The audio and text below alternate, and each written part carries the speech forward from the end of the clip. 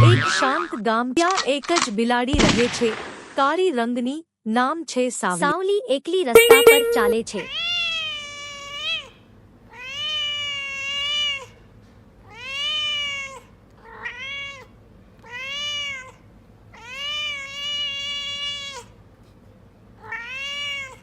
બપોરે સાવલી શાળાની બહાર બેઠી છે, બાળકોને રમતા જુએ છે.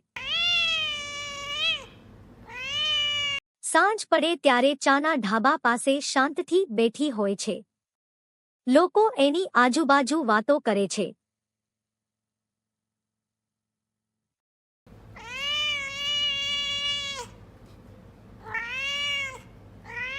સવાર થાય છે. ગામ ફરી શાંત છે.